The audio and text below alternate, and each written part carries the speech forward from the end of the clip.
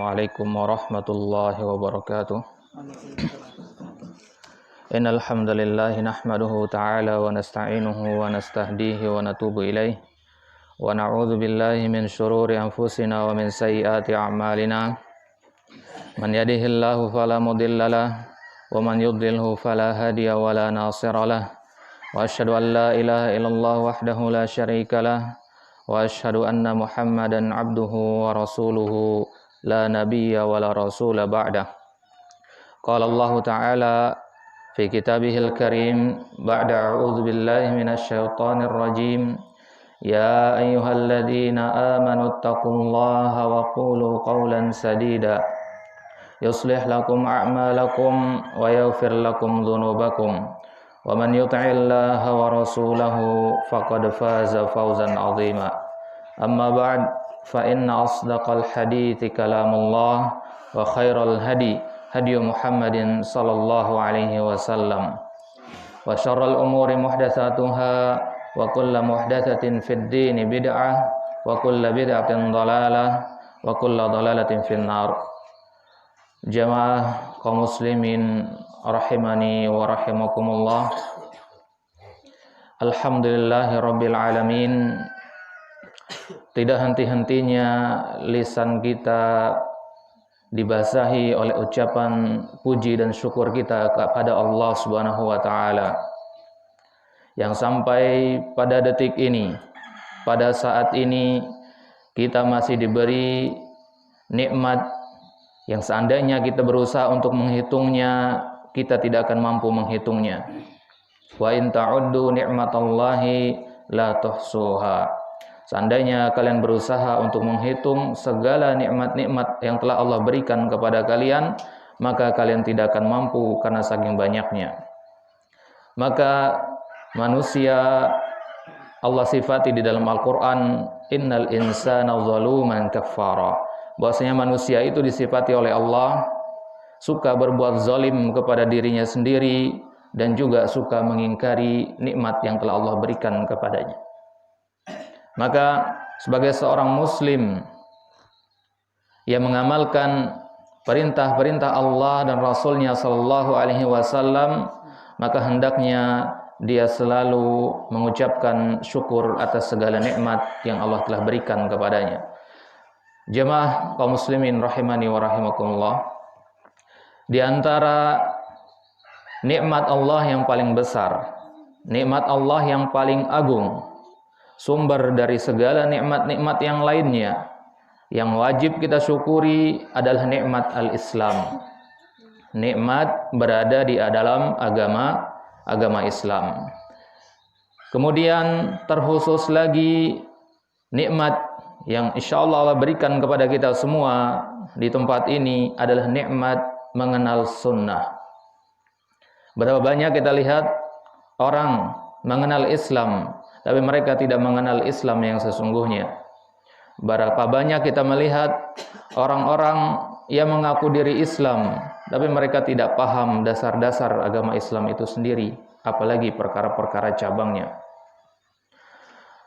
Kemudian jamaah kaum muslimin rahimani wa rahimakumullah, tidak lupa pula kita menghaturkan salawat kita kepada Nabi kita sallallahu alaihi wasallam, Imamul Mursalin, uswatuna fid da'wah wa fil muamalah wa fil ibadah.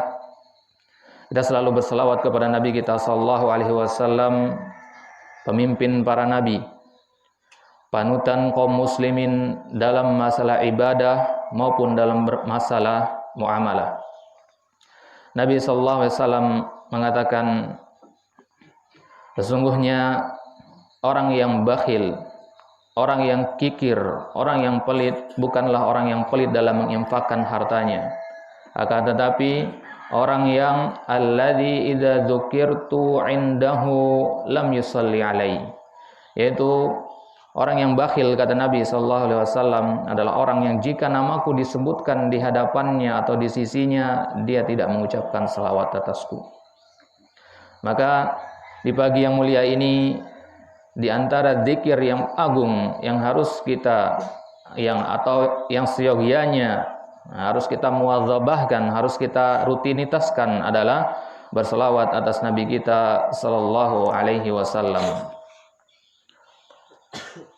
Jamaah kaum muslimin rahimani wa rahimakumullah, di antara usul akidah ahli sunnati wal jamaah, di antara pondasi akidah ahli sunnati wal jamaah, di antara pokok atau dasar keimanan ahli sunnati wal jamaah, alladzi yumayyizu bainahum wa baina ahlil bid'ah wal ahwa, yang membedakan antara mereka dan orang-orang pengikut hawa nafsu adalah annal imana yazidu wa yanqus. Bahwasanya Ahlus Sunnah wal Jamaah meyakini bahwasanya iman itu bisa bertambah, bisa juga berkurang. Ini diantara keyakinan Ahlus Sunnah wal Jamaah. Sahabat yang mulia Umar bin Khattab radhiyallahu taala anhu, jika beliau bertemu dengan sahabat-sahabat yang lain, beliau mengajak sahabat-sahabat yang lain dengan ucapannya, halummu nazdadu imana, halummu nu'min sa'ata. Wahai para sahabatku, kemari sebentar, kita duduk-duduk menambah keimanan kita. Wahai para sahabatku, kemari sebentar, kita duduk-duduk di sini, kita memperbaiki kualitas iman kita. Jadi mereka para sahabat kalau nongkrong, ya, duduk-duduk, kumpul-kumpul, yang dibahas adalah ilmu. Bagaimana mereka memperbaiki kualitas iman mereka kepada Allah Subhanahu wa taala. Kemudian Abdullah ibn Rawaha rahimahullahu taala, beliau mengatakan, ya'khudhu biyadin nafari min ashabihi fayaqul ta'alau nu'min sa'atan. Abdullah bin Rawaha juga mengatakan perkataan yang semisal, yang menunjukkan bahwasanya keimanan itu memang sejatinya bisa bertambah, bisa juga berkurang. Lantas pertanyaannya, bagaimana iman itu bertambah dan bagaimana iman itu bisa berkurang? Hal ini sudah ditanyakan kepada salah seorang ulama pembesar dari kalangan tabi'in, yaitu Abdurrahman bin Amr al-Auza'i rahimahullahu ta'ala. Beliau ditanyakan oleh para sahabatnya, halil imanu yazid wa yanqus? Maka jawaban Imam al-Auza'i apa? Qala na'am hatta yakuna kal jibal. Iman itu kalau lagi bertambah, dia bisa banyak dan tinggi, bisa mengalahkan tingginya gunung. Kalau iman kita lagi kuat itu, salat mau 20 rakaat, 30 rakaat juga kayaknya sanggup. Itu kalau iman lagi bertambah. Kemudian sahabat Al-Imam Al-Auza'i bertanya lagi, wa bima yanqus? Bagaimana kalau dia berkurang? Imam menjawab, na'am hatta la yabqa minhu syai'. Iman itu kalau sudah berkurang, ya, dia akan berkurang terus sampai tidak tersisa sedikit pun. Itu kalau sudah iman itu berkurang. Ya, maka kita pahami di sini bahwasanya fitrahnya Allah ciptakan iman itu turun naik. Ya, fitrahnya iman itu turun naik. Maka tugas kita sebagai seorang muslim adalah bagaimana menjaga agar iman itu tetap stabil. Bagaimana menjaga agar iman itu tetap berada di pertengahan. Ya, syukur-syukur kalau bisa tetap naik. Ya, syukur-syukur kalau bisa terus naik dan naik. Nah, sekarang pertanyaannya, dengan apa kita akan menaikkan keimanan kita atau meningkatkan keimanan kita kepada Allah Subhanahu wa taala? Al-Imam Al-Ajuri rahimahullahu ta'ala, di dalam kitab beliau mengatakan, hal pertama, yang paling utama yang bisa dilakukan oleh seorang muslim untuk meningkatkan keimanannya kepada Allah Subhanahu wa ta'ala adalah qiraatul Qur'an wa tadabburuh, yaitu membaca Al-Qur'an dan mentadabburinya. Ya, jadi kunci untuk meningkatkan keimanan itu, kata Al-Imam Al-Ajuri, adalah dengan membaca Al-Qur'an dan mentadabburinya. Maka kita, ya, sebagai seorang muslim, terlebih lagi kita adalah orang-orang yang menisbatkan diri kepada sunnah, maka hendaknya kita adalah orang yang paling bersemangat orang yang paling bersungguh-sungguh dalam mentadabburi firman-firman Allah Subhanahu wa taala. Ya. Kita di Jakarta sana punya teman-teman dari berbagai negara, berbagai latar belakang. Ya, ada yang baru masuk Islam dan sebagainya. Ya. Rata-rata mereka yang baru masuk Islam ketika ditanya dari mana awal mulanya, kenapa kamu bisa masuk Islam? Mereka rata-rata menjawab karena ketertarikannya terhadap Al-Quran. Sumber hidayah itu adalah Al-Quran. Bayangkan jemaah sekalian, hati orang kafir itu menjadi lunak dengan Al-Quran. Bagaimana halnya dengan kita yang sudah dilahirkan dalam keadaan muslim? Maka segala sifat keras dalam hati yang disebabkan oleh banyaknya maksiat yang kita lakukan, banyaknya dosa yang kita lakukan, semua itu bisa dilunakkan, bisa dilembutkan, bisa disucikan dengan apa? Dengan membaca Al-Quran dan mentadabburinya. Apa yang dimaksud dengan mentadabburi Al-Quran? Bukan hanya sekedar membaca begitu saja, baca cepat, nggak paham maknanya, enggak. Yang dimaksudkan dengan mentadabburi Al-Quran adalah membaca Al-Quran dengan bacaan yang pelan sambil meresapi makna yang dikandungnya. Ya, kita membaca Al-Quran dengan bacaan yang pelan, kemudian kita resapi makna dari setiap ayat yang kita baca. Ya, setiap hari ya, minimal 17 kali kita membaca Alhamdulillahirabbil alamin. Kita membaca surat Al-Fatihah, maka mulai sekarang pelajari bagaimana tafsirnya, bagaimana kita mengambil faedah-faedah dari ayat-ayat Al-Quran ini. Alhamdulillahirabbil alamin, maknanya apa? Bagaimana para ulama menafsirkan ayat ini? Hendaknya itu yang kita pelajari. Ya, karena apa? Karena segala ilmu yang lain, ilmu fikih, ilmu hadis, ya, ilmu faraid, manhaj, akidah, semua ilmu-ilmu yang ada dalam ilmu agama Islam itu bersumber dari satu, dari Al-Quran.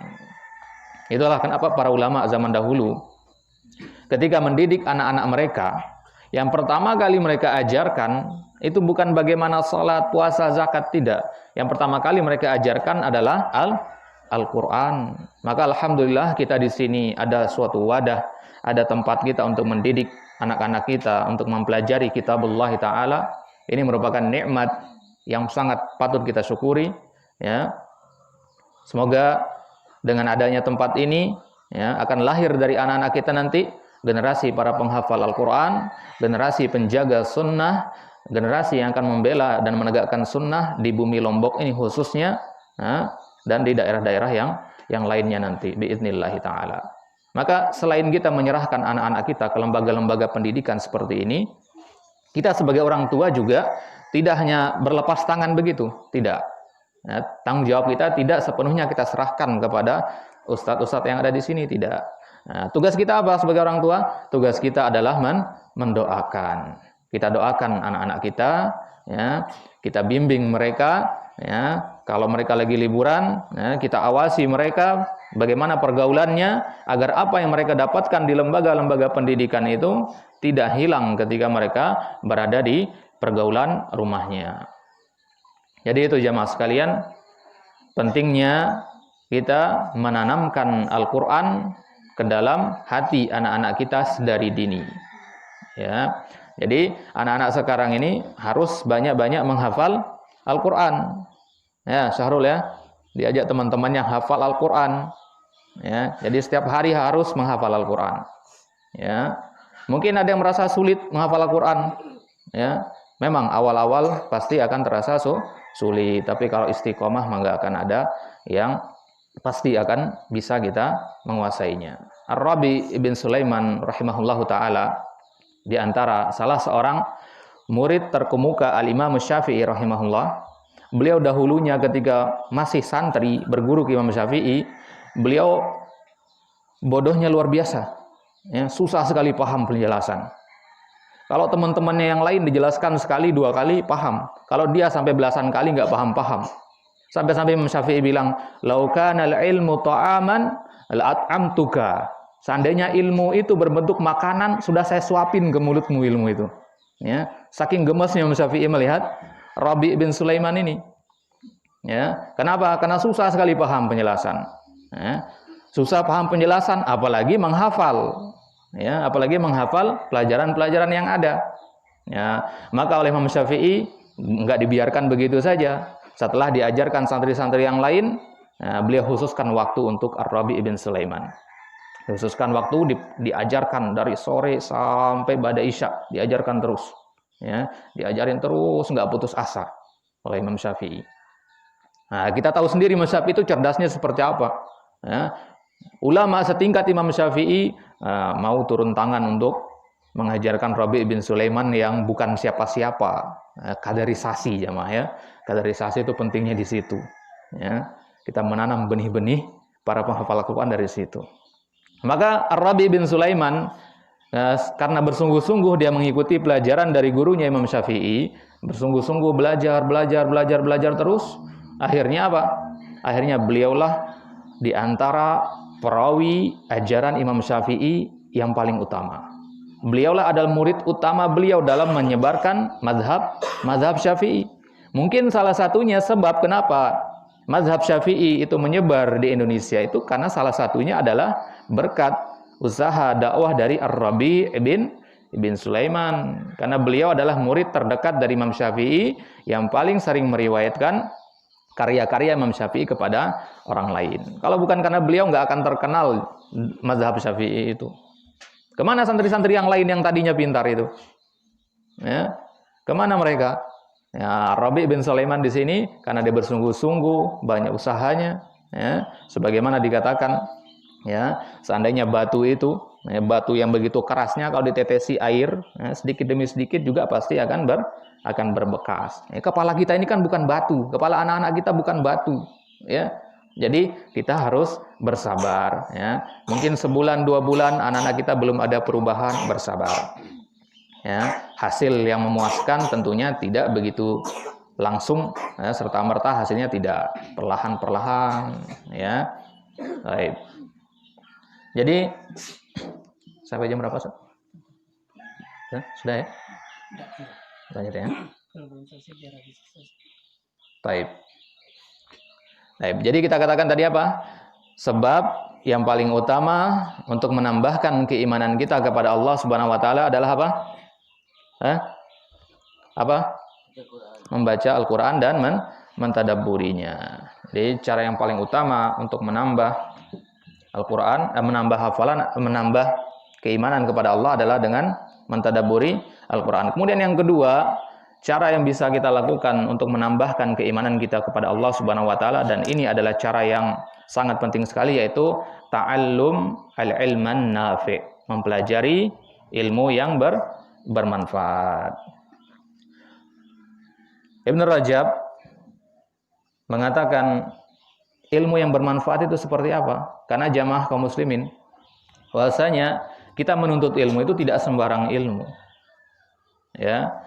Kita menuntut ilmu tidak sembarangan ilmu, tapi ilmu yang kita tuntut adalah ilmu yang bermanfaat. Itulah kenapa Nabi SAW sering sekali mengulang doanya. Beliau mengatakan, Allahumma inni as'aluka ilman nafi'a. Ya. Beliau tidak mengatakan Allahumma inni as'aluka ilman, tapi ditambah kata nafi'a. Itu menunjukkan bahwasanya ada ilmu yang tidak nafi'. Nafi' artinya bermanfaat. Kapan suatu ilmu dikatakan bermanfaat? Para ulama mengatakan, di antaranya Imam Yahya bin Katsir rahimahullah, bahwasanya ilmu dikatakan bermanfaat kalau dia menumbuhkan rasa takut di dalam hati kita. Ya. Jadi seringnya kita kajian itu harus menumbuhkan rasa takut dalam hati kita. Tapi kalau kita sana kemari ikut kajian, sering ikut kajian ustadz, tapi malah tidak ada rasa takut kepada Allah, maka bisa jadi niat kita kurang ikhlas atau hal-hal lain di situ yang menghalangi kita dari ilmu yang bermanfaat. Jadi masalah niat jamaah sekalian, niat itu yang menentukan ilmu tersebut akan bermanfaat bagi kita apa tidak.